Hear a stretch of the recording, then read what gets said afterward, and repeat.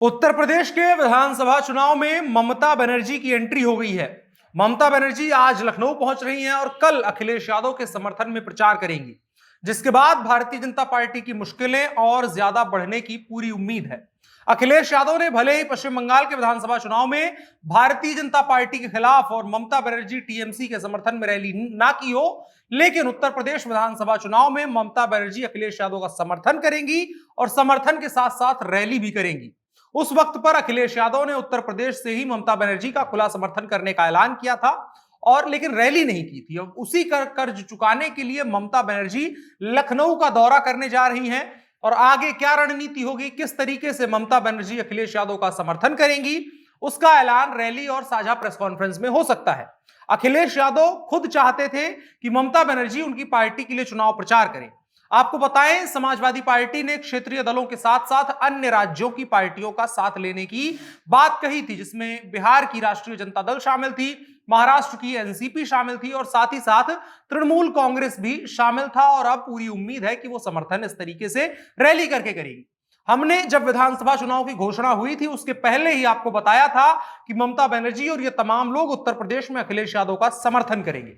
अब आज जब ममता बनर्जी उत्तर प्रदेश पहुंच रही हैं, कल रैली और समर्थन का ऐलान है, बात उस दौरान उसके पक्ष में होगी, तो समझते हैं कि किस तरीके से भारतीय जनता पार्टी के खिलाफ तमाम राज्यों की क्षेत्रीय पार्टियां लामबंद हो रही हैं और इसकी वजह से भाजपा का क्या नुकसान है और उससे भी कहीं ज्यादा विपक्ष के तौर पर अपनी पूरी तरह से भूमिका खो चुकी कांग्रेस का क्या नुकसान होगा।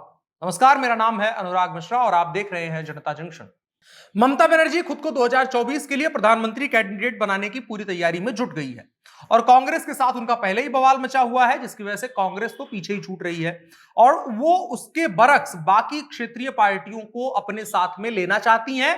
वो क्षेत्रीय पार्टियां जो कांग्रेस के साथ मिलकर के चुनाव नहीं लड़ना चाहती हैं, बल्कि वो पार्टियां चाहती हैं कि सभी लोग मिलकर के एक मोर्चा बनाएं जो 2014 में भारतीय जनता पार्टी के खिलाफ कांग्रेस की जगह पर सबसे बड़े विपक्षी चेहरे के तौर पर चुनाव लड़े और उसकी घोषणा उत्तर प्रदेश के विधानसभा चुनाव के जरिए ही हो जाएगी।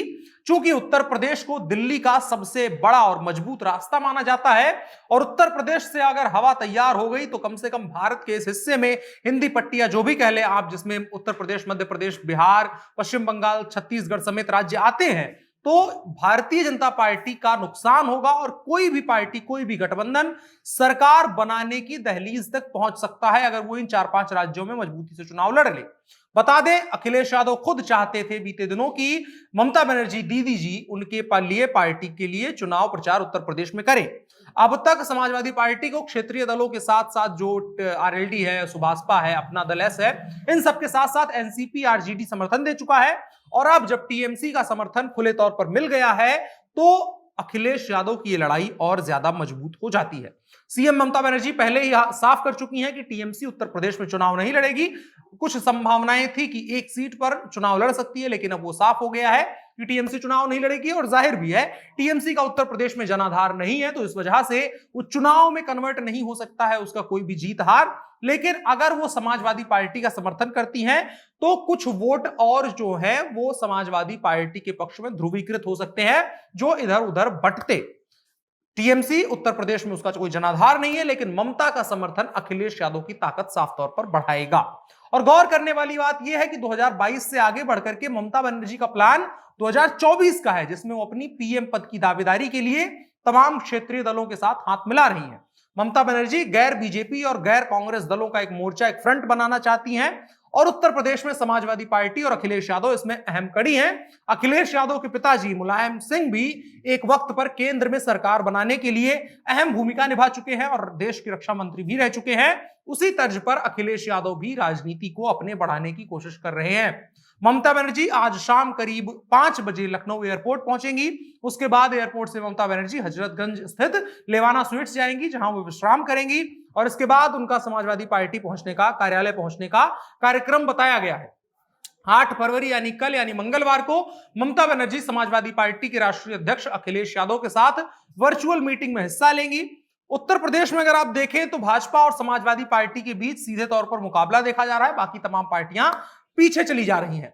और इसके लिए जहां एक तरफ भाजपा की ओर से प्रधानमंत्री मोदी, केंद्रीय गृह मंत्री अमित शाह, राजनाथ सिंह, योगी आदित्यनाथ, जेपी नड्डा, स्मृति ईरानी जैसे बड़े तमाम नेता शामिल हैं जो हर जिले में जाकर के प्रचार कर रहे हैं, दूसरी तरफ अखिलेश यादव का गठबंधन चेहरों की लड़ाई में कमजोर पड़ रहा है और बड़े और स्थापित नेता की उत्तर प्रदेश में एक साथ अलग अलग जगहों पर 8 से 10 बड़े नेता हों जो एक साथ अपनी पार्टी के पक्ष में वोट मांग रहे हो, उस संख्या बल में अखिलेश यादव पीछे रह रहे हैं और ममता बनर्जी का साथ आना और बाकी नेता भी धीरे धीरे जो साथ आएंगे वो कहीं ना कहीं अखिलेश यादव के लिए एक तरीके से सुखद और सकारात्मक खबर है, जिसके बाद भारतीय जनता पार्टी के खिलाफ उनकी दावेदारी और ज्यादा मजबूत हो जाएगी। और इसके बाद ममता बनर्जी अगर आती हैं तो चेहरों की बराबरी तो नहीं हो पाएगी लेकिन हवा बनाने में बहुत योगदान कर सकती है।